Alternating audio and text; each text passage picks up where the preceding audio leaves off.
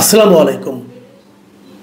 প্রিয় দর্শক, অবস্থা দৃষ্টে মনে হচ্ছে যে দেশ এখন নির্বাচনের দিকে অগ্রসর হচ্ছে। যে নির্বাচনের কথা আমরা অনেক আগে থেকে বলছিলাম, আমরা বারবার বলছিলাম যে দেশে একটা রাজনৈতিক সরকার দরকার। দেশে এমন একটা সরকার দরকার যে সরকারকে জনগণ তার ভোটের মাধ্যমে নির্বাচিত করবে।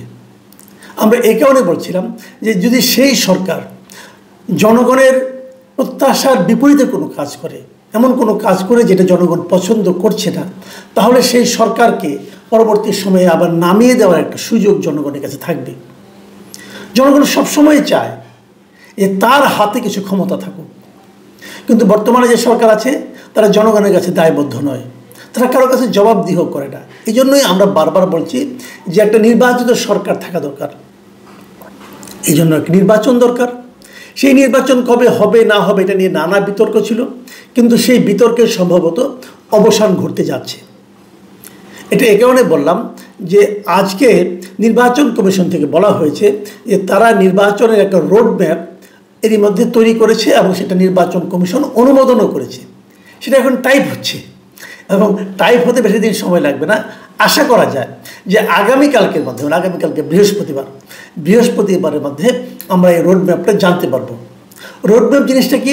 খুব সিম্পল। রোডম্যাপ জিনিস হলো কবে তারা শিডিউল ঘোষণা করবেন এবং কবে নির্বাচন করবেন, এই একদম একটা ধারণা পাবলিককে দিয়ে দেওয়া, যাতে নাকি পাবলিকও মানসিকভাবে প্রস্তুতি নিতে পারে যে তারা কবে নির্বাচন করতে পারবে। এই যখন রোডম্যাপের কথা বলা হচ্ছে, এটা একদিক দিয়ে কিন্তু এক ধরনের নিশ্চয়তা যে নির্বাচন হতে যাচ্ছে। তাহলে কিন্তু বিপরীত দিকে আমরা কি দেখছি? বিপরীত দিকে আমরা দেখছি যে নির্বাচন নিয়ে নানা ধরনের রাজনৈতিক দলের মধ্যে নানা ধরনের তর্ক বিতর্ক। এর মধ্যে আমরা মোটামুটি তিনটা পক্ষ দেখতে পেয়েছি। তিনটা পক্ষ আমি বলবো। তিনটা পক্ষ কে কে? আমাদের এই সময়ে প্রধান যে তিনটা দল আছে, রাজনৈতিক দল আছে, একটাকে তো টেকনিক্যালি বাদ দেওয়া হয়েছে আওয়ামী লীগকে, আর বাকি যে তিনটা দল আছে বিএনপি, তারপরে জামাতে ইসলামী আর এনসিপি, এই তিনটা দল এখন মাঠে আছে। জাতীয় পার্টিকে তারা মাঠে নামতে দেবে না বলে এনসিপি ঘোষণা করেছে, তারা নামতেই দেবে না তাকে। এটা যেন কোন গণতন্ত্র ভাই, এটা আমি বুঝি না। একটা রাজনৈতিক দলকে আপনি মাঠেই নামতে দিবেন না, এটা কেমন গণতন্ত্র? যাই হোক, তবু তারা যখন বলছে দিবে না কি আর করা যাবে। তো এই তিনটা দল যা আছে, এই তিন দলের কিন্তু আবার তিন ধরনের দাবি আছে। দাবিগুলো কি? আগে বিএনপিটা পরে বলি, আগে জামায়াতে ইসলাম এবং এনসিপিটা বলি।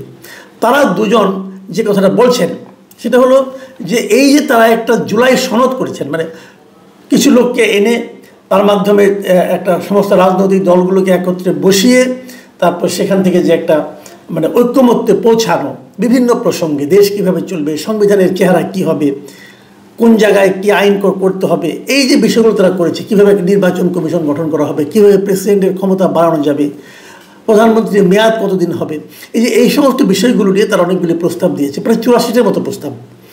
এই প্রস্তাবগুলির মধ্যে 8-9টা প্রস্তাব মানে একমত হতে পারে না, বাকি সবগুলি তারা একমত হয়েছে। কিছু কিছু জায়গায় কোনো দল নোট অফ ডিসেন্ট দিয়েছে যে এটা আমরা মানতে চাই না।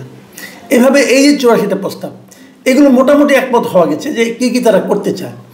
আপত্তিটা বাড়ছে, মানে বিরোধটা তৈরি হয়েছে এগুলো কিভাবে বাস্তবায়ন করা হবে। এই বাস্তবায়ন নিয়ে এক একজন এক এক ধরনের কথা বলছে। এনসিপি বলছে যে আগে একটা গণপরিষদ গঠন করতে হবে, যে নির্বাচনটা হবে সেই নির্বাচন আসলে গণপরিষদ নির্বাচন হবে, এবং গণপরিষদ গঠন করে সাংবিধানিক যে পরিবর্তনগুলো এই জুলাই সনদের মাধ্যমে এসেছে সেগুলোকে আগে রেটিফাই করতে হবে, মানে ওগুলিকে ওকে করতে হবে, বলতে হবে হ্যাঁ সংবিধানের চেহারাটা পরিবর্তন হয়ে এরকম হলো। এবং তারপর কিছুদিন পর এই গণপরিষদে যারা নির্বাচিত হয়েছেন তারাই সংসদ সদস্য হিসাবে থাকবেন এবং তারপরে তারা দেশ চালাবেন।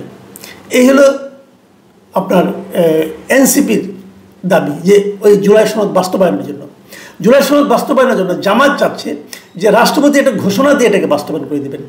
যদি এভাবে না হয় তাহলে এর উপর একটা গণভোট হবে, গণভোট করে এটাকে বাস্তবায়ন করতে হবে, তারপরে ইলেকশন হবে। তার মানে তাদের কাছে আগে এই জুলাই সনদ বাস্তবায়ন, তারপর নির্বাচন। এটা হলো জামায়াত ইসলাম এবং এনসিপির চাহিদা।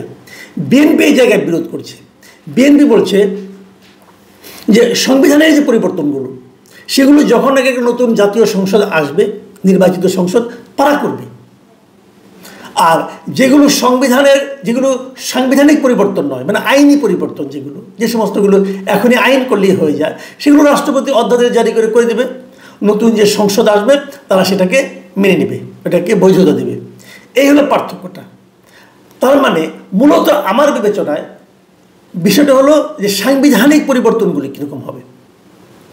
এখানে এনসিপি এবং জামাতে ইসলামের যে বক্তব্যটা, এই যে জুলাই সনদ, এটা সংবিধানের উপরে স্থান পাবে। এবং আরেকটা কথা বলা হচ্ছে, ওরা একটা কিছু প্রস্তাবনা দিয়েছে, সেই প্রস্তাবনায় এক জায়গায় বলা হয়েছে যে জুলাই সনদ নিয়ে পরবর্তী সময়ে কোনো আদালতে প্রশ্ন তোলা যাবে না।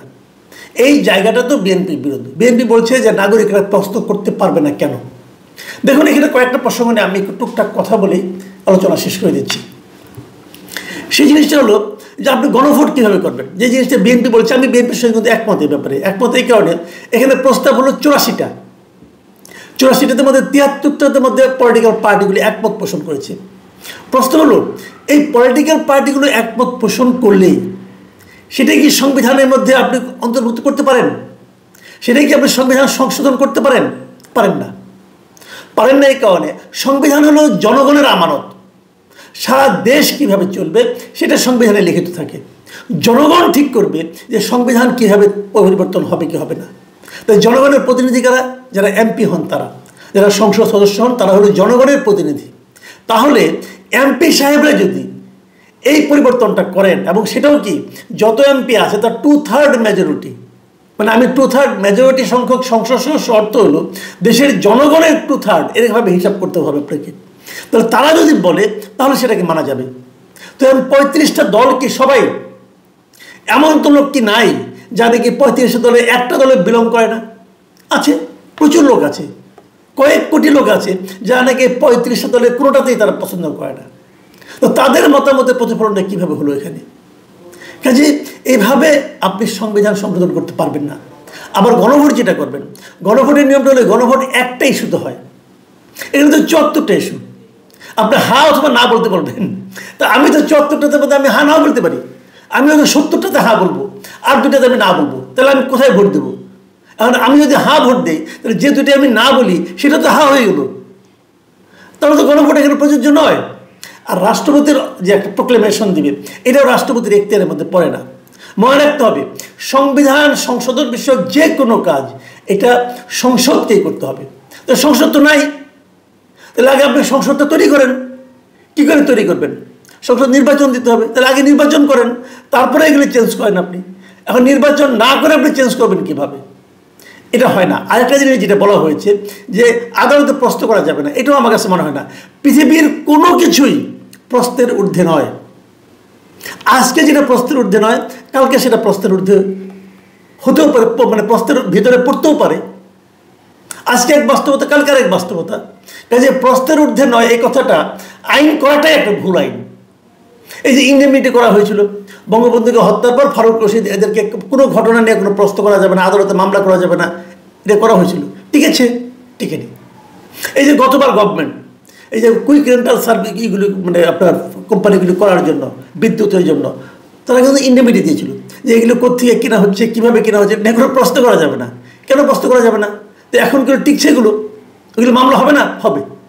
কাজে এই যে যখন বলা হয় এটা নিয়ে তুমি কোনো প্রশ্ন করতে পারবে না, তখনই বুঝতে হবে ওখানে কিছু ঝামেলা আছে। কাজে প্রশ্নহীন তো হয় না, তো প্রশ্নহীন চাচ্ছে কেন? আচ্ছা, এখন আসেন এনসিপির যে দাবিটা, সেটা কেমন? হ্যাঁ, এনসিপির দাবিটা আমার কাছে তুলনামূলকভাবে গ্রহণযোগ্য মনে হয়। তারা বলছেন এই যে নির্বাচনটা হবে, সেই নির্বাচনটা হবে একই সঙ্গে গণপরিষদ নির্বাচন এবং একই সঙ্গে জাতীয় সংসদ নির্বাচন। যারা নির্বাচিত হবেন তারা প্রথমত গণপরিষদ সদস্য হিসেবে নির্বাচিত হবেন, হয়ে তারা সংবিধান সংশোধনের যে প্রস্তাবগুলো আছে সেগুলোকে পাশ করবেন অথবা পাশ করবেন না, মানে সংবিধান সংশোধনের কাজটা তারা করবেন। তাহলে একটা সংশোধিত সংবিধান পেলাম, ওই সংবিধানের আলোকে জাতীয় সংসদ চলবে, দেশ চলবে। এটা তুলনামূলকভাবে গ্রহণযোগ্য। কিন্তু আমার প্রশ্নটা হলো যে এটা যদি হয়, তাহলে যদি একবারে সংসদই হয়ে যায়, তাহলে সংশোধিত সংবিধানকে সংশোধন করতে পারে, গণপরিষদের আলাদা করার দরকারটা কি, প্রয়োজনটা কোথায়? তো এই বিষয়গুলি কিন্তু রয়ে গেছে। এখন আমি যতটুকু বুঝছি, এনসিপি নাহিদ ইসলাম বলেছে আগে জুলাই সনদের বাস্তবায়নের প্রক্রিয়াগুলো বের করতে হবে, তারপরে নির্বাচনে আলোচনা হবে। তারা কিন্তু খুবই শক্ত একটা অবস্থানে আছে। আচ্ছা, ধরা যাক তারা শক্ত অবস্থানে থাকলো, কিন্তু সেটা কিছু গৃহীত হইল না, তারপরে কি হবে? তারপরে কি হবে? জাতীয় ঐকমত্য কমিশন বলেছে 15 সেপ্টেম্বরের মধ্যে তারা এই ঐকমত্য কমিশনের এই রিপোর্টটা তারা প্রকাশ করবে, মানে এর মধ্যে কিছু একটা হয়ে যাবে 15 দিনের মধ্যে। তাই যদি হয়, যদি তখন সেটা গৃহীত না হয়, তাহলে কি নির্বাচন হবে না? এদিকে তোমার রোডম্যাপ হয়ে যাচ্ছে, তাহলে নির্বাচন ঠিকই হয়ে যাবে। তাহলে এনসিপি কী করতে পারে? বড় জোর এনসিপি নির্বাচন বয়কট করতে পারে। যদি এনসিপি নির্বাচন বয়কট করে, তাহলে কি তেমন কোনো অসুবিধা হবে? আমার মনে হয় হবে না, কারণ এনসিপি এই নির্বাচনে খুব বড় কোনো ফ্যাক্টর না। এর চেয়ে অনেক অনেক বড় ফ্যাক্টর হলো আওয়ামী লীগ। আপনি তো আওয়ামী লীগকে সরিয়ে রেখেছেন। আওয়ামী লীগ সরিয়ে রাখার কারণে এই নির্বাচনের গ্রহণযোগ্যতা নিয়ে প্রশ্ন উঠবে, এতে কোনো সন্দেহ নাই। বাংলাদেশে যদি হয়তো কেউ ভয়ে বলবে না, কিন্তু বিদেশের লোকজন বলবে যে এই নির্বাচনটা সকলের জন্য মানে ইনক্লুসিভ নির্বাচন হয় না, এটা বলবে, এ কথা আসবেই, আপনি ফেরাতে পারবেন না। তখন কি হবে? সেই 2014 নির্বাচন নিয়ে লোকে যেরকম হাসাহাসি করেছিল, 2024-এর নির্বাচন নিয়ে লোকে যেরকম হাসাহাসি করেছিল, এরকম কিছু হবে এটা নিয়েও। তো সেইভাবে নির্বাচিত হতে বিএনপি কি চাইবে? এটা কি বিএনপির জন্য সম্মানজনক হবে? এটাও কিন্তু ভাবতে হবে। তবে সমস্যাটা দাঁড়াবে তখন যদি জামাতে ইসলাম বলে যে তাদের দাবিটা না মানলে তারা নির্বাচনেই যাবে না, তাহলে কিন্তু বড় সমস্যা হয়ে যাবে। কারণ বিএনপি তখন কার সঙ্গে লড়াই করবে? ওইটা কোনো নির্বাচন খুব বেশি একটা ইন্টারেস্টিং নির্বাচন মানে তো প্রতিদ্বন্দ্বিতা না। আপনি যদি আগেই জেনে যান যে কে নির্বাচিত হচ্ছে, তাহলে সেটা তো প্রতিদ্বন্দ্বিতা থাকলো না, তো এটা তো নির্বাচনই হলো না। সেরকম হওয়ার আশঙ্কা কিন্তু রয়ে গেছে। এখন এখানে ক্যারিশমাটা কার? এখানে ক্যারিশমার মতো মানে ক্যারিশমেটিক ভূমিকায় থাকতে পারেন ডক্টর ইউনূস নিজে। উনি যদি সবগুলি দলকে এই নির্বাচনে একত্রিত করতে পারেন, সেটা উনি কতটুকু পারবেন এটা সময় বলে দেবে, আমি জানি না। তবে আমি এটা বলবো যে নির্বাচন ফেব্রুয়ারিতে হচ্ছে, তবে নির্বাচনটা কেমন হবে, এই নির্বাচনের ফল নিয়ে পৃথিবীতে কেমন কতটা গ্রহণযোগ্য নির্বাচন হবে, সেটা নিয়ে কিন্তু একটা দ্বিধা আমার মনে রয়ে গেছে। প্রিয় দর্শক, সামনের দিনগুলিতে এগুলো আরও স্পষ্ট হবে, আপনারা অপেক্ষা করতে পারেন। ভালো থাকবেন সবাই, এখন এ পর্যন্তই। আল্লাহ হাফিজ।